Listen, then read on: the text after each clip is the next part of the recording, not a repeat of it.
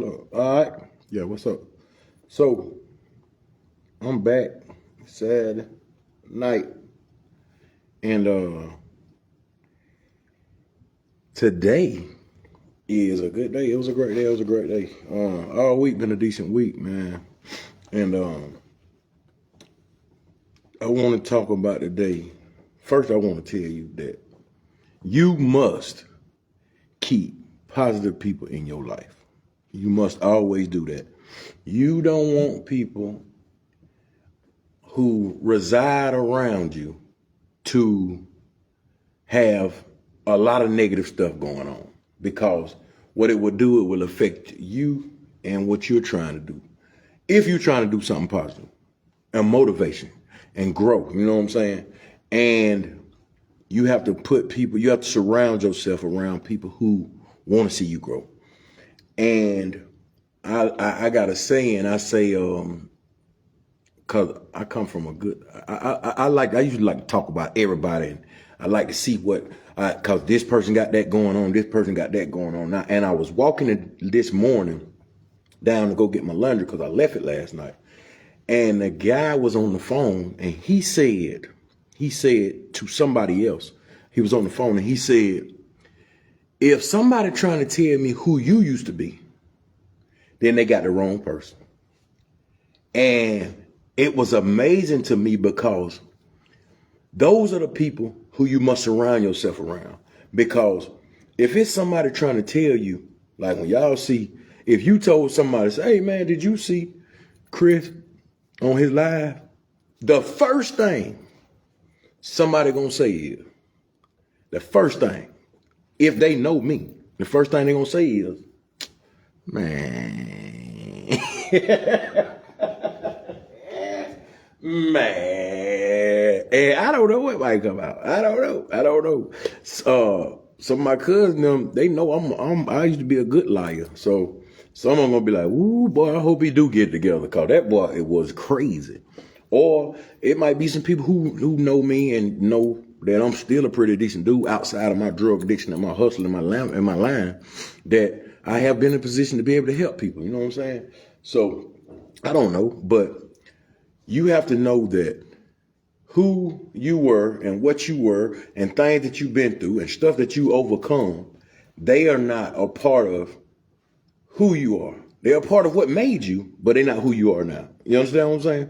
So you're not known as, you're not, when they say, hey, you know, Chris or Chosen or Fats, if you know him, then if you call me Fats, then off the rip, you know a whole different person. So I'm saying that because we have to figure out how to start surrounding ourselves with conversations about good stuff, about positive stuff. The most views on YouTube's are videos with a view that are motivational speakers, because everybody needs a little motivation. Everybody needs a little, because it's some stuff down inside of us that we don't discuss. We don't talk about, we don't give into it because it's sad or it's sorrow, or it might be something that your parents done or something you grew up on or something like that. And it's deep down inside and you need that motivation. So with that being said, you got to talk about the good, man, and pray about the bad. You know what I'm saying? Because we tend to push the bad aside, you know what I'm saying, and try to forget about it. And we can't forget about the bad, because one thing I do know out of a wound, if you're wounded, if you cut, I got one right here. I got one in the middle of my forehead right here. So a wound was a cut. Guy hit me with a muffler. Boom! Hit me with my own muffler. Boom! Split me open. And I got some straightening, but it's irrelevant. But you remember every wound you have. Anybody who has done you wrong, even if you forgot about that person, you remember the issue. You know what I'm saying? So we tend to highlight the wrong a lot more than we celebrate the good. You know what I'm saying? We should kind of switch it around a little bit. So, because we know when you see somebody coming off the rip, just by you seeing them, you automatically find out, you see what's wrong with it. If you see me with a lifeguard pull over on, you're like, what in the world do we got to? I like it because it's red. And it feels good. Yep. I don't wear it because somebody else wants me to wear it. We see from perception. You know what I'm saying? If a person's limping, you already know that person's imperfection. If a person's blind, you can already tell that it's something that's not regular and it's different about that person. An individual with autism, you understand that they're not like you because they're different. You understand what I'm saying? And the greatness behind it is that each and every single individual is different because their experience in life were different. The way they grew up is different. The clothes that they wear are different. Just because you decide to go spend $300 or $400 on a pair of shoes and that person decides to wear slides all the time, it doesn't elevate you or reduce you in stature as a human being. Because all those things are only the physical stuff. And I'm saying all that to say this. Matter of fact, I'm going to read the verse. I got the slide in my Bible. I'm going to read the verse because all of that is, I said all that to say this. Romans 11:29. Romans 11:29. You ready? Romans 11, verse 29 says, "For the gifts and the calling of God are irrevocable." See, I quit that word. For the gifts and the calling of God are irrevocable. You believe that? I'm just trying to figure out if you believe that the gifts and the calling of God is irrevocable. And I want you to understand where I'm coming from. Because all those imperfections, all that negativity, all those trials and tribulations that you went through, whether it was an addiction, whether it was a relationship, whether it was an upbringing, whether it was a household, whether it was prison, whether it was all the stuff that makes you up, your spiritual makeup, the trials and tribulations, the things you fought through, these things right here, these are the things that have made you who you are. And you have to understand that it says for the gifts. So we're going to break down gifts right quick because the gifts are different. First, you got talents, and then you have spiritual gifts. The fleshly talents and the spiritual gifts. All of them coincide in one way. And that's because, first and foremost, God-given, everything is God-given. Some things come through DNA like singing, dancing, things like that. They're talents. I'm an electrician. I was taught my electrical trade. So I consider I'm pretty good at it. You know what I'm saying? So for the gifts. So the thing that you've been gifted by God, the talent part, singing, dancing, whatever it is, whatever talent you have that talent and it's irrevocable because God gave it to you. You were trained up in it and you learned it and this talent has been a part of you. If it be spiritual, whether it be giving, praying for people, crying, because crying is spiritual. When you cry, it's deep down and it's something that affects you. And crying ain't always negative. You know what I'm saying? So I say this because you are gifted in your way. So that's why when I say something about a person with autism or a blind person or a deaf person or a person who has a limp because some issue or something that they went through that got them to that point, it's what they had to go through.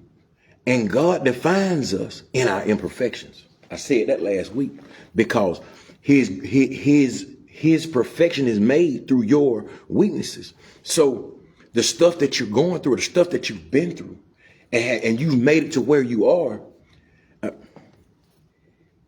it defines the greatness in you because the caliber of an individual who you are now, when you look back at who you were, it kind of make you mad. Because you kind of wish I'd have done this a long time ago. Huh? I'm just saying, think about it. I kind of wish I would have done this a long time ago. When you figure out and you come into the likeness of what God has gifted you with, and you're actually using it, you're like, man, how in the world could I not have been doing this, man? How could I not have been doing what God has purposed for me to do? Because he says in Romans 11, it says, for the gifts and calling of God. I ain't got the calling yet because we're still talking about the gift. The gifts, you know what your gift is. You know exactly what it is. There is no way you don't know what your gift is. You know deep down inside what God has gifted you with. And the things about gifts, gifts are given. So if he's giving you this, why wouldn't you share it? Why wouldn't you expose what he has given you? Because it's a greatness and it perfects you and it's also your purpose. Second thing, second part, it says for the gifts and calling. So he not only gives you with something, but he's also put a calling on your life. And it's irrevocable. The calling that you have, you can detour all you want. The gift that you have, you can act like you don't know what it is. The purpose that he has on your life, you can try all you want to deter from the purpose he has on your life. But I promise you, he will bring you into his will. Yep. And it's destined. It's destined. You're bound to it because for the gifts and the calling of God is irrevocable. And I say this because from the bottom of my heart, I wasn't lost. When I was doing what I was doing, I was in my wrongs, I wasn't lost. And I really hate to admit it, but I kind of knew what I was doing. I was trying to kill myself. I was destroying myself. I was trying to forget that I was a human being. I was trying to be an alien. I was trying to do anything outside of what I wanted to do. I know what I'm supposed to be doing. I know that I'm supposed to help people. I know that I got a good spirit. I'm supposed to make people smile, make people laugh. I'm supposed to do those things. But instead, I look for ways to make people dislike me. I chose an avenue to just get a little money because the money made sense at the time. The hustle made sense. I thought that I was doing a respectful thing because of the way my upbringing was, that in my neighborhood, that these folk getting this money. And when you get some money, you get status. And when you get status, then that is the view that you should be in. I'm lost already. I was lost already because the devil dressed it up so good. He dressed it up so good and put you in a position where you think that's who you are. That's what you need. It is a necessity of yours to be that individual, what you think you want to be. When the whole time you hear that voice in the back of your head that's telling you, don't do this. This ain't right. That's not what you're supposed to be doing. Or, nah, buddy, don't even try it. But yet we push that down and we feed into the flesh because the flesh is the fun part. And oh boy, do we love fun. One second, footnote, sidebar.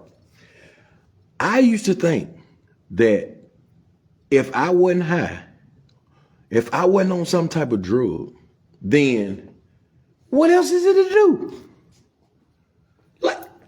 And the crazy part is that I would get so high that I wouldn't want to do nothing. I can't go in the store. I can't go get gas. I don't want to get out. I think everybody's the police. Everybody's watching me. How demented is that?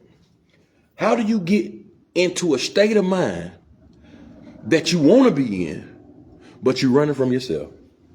Yeah, that's crazy. But back to what I was saying though, because it's gonna be quick. I'm finna get off here. But back to what I was saying. The fact is that you are gifted. I'm talking to you. You're gifted. God has a plan so extravagant for you and so great. And you are so great of a person to even accept it. Because to push away, just push the flesh down, and step into the likeness of God. Step into what he has for you. Detour from the hate, because you're going to hear it. It's going to come from the side. It's going to come from all around. The hate going to come. But whatever. I love it because now I don't have to worry about being accepted. I don't have to worry about trying to be up to par.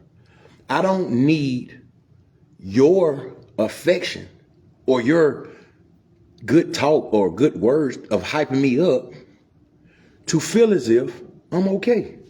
Because when who the Son set free is free indeed. And once you are free in the spirit and know that what you're doing is all the purpose that God has for you and it's irrevocable, then your life will change dramatically.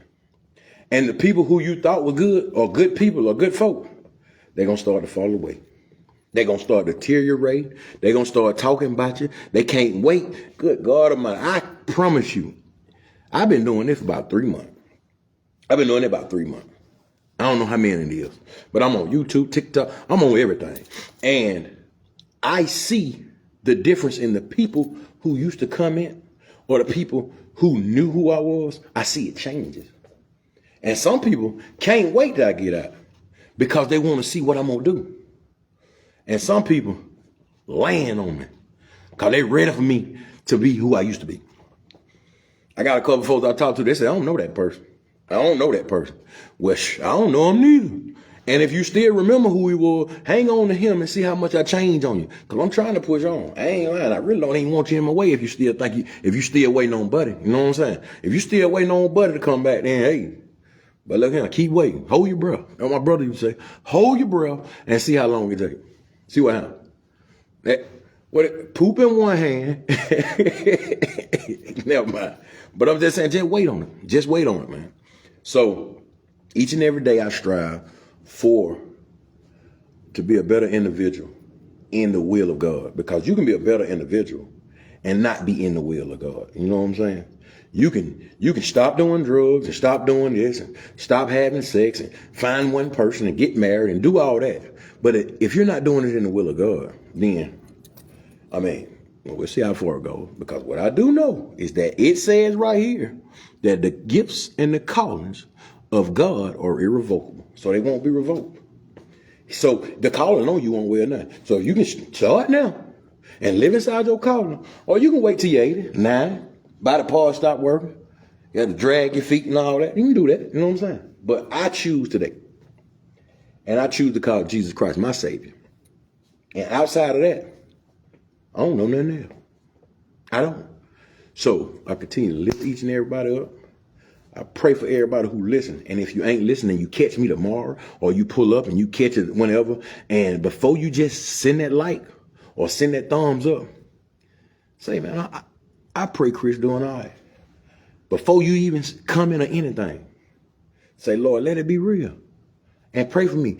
Promote my good health and my strength just as I promote yours. Because that's how it works. So when you do see me, don't just turn me. Don't just turn me. Just listen to see if I got something to say that make a little bit of sense. Because that's what I'm here for. I'm doing this in obedience, knowing that what was given to me, I must pass on. So with that being said, man, I love each and every one of y'all. Hold your head, continue in greatness. And most importantly, you're welcome.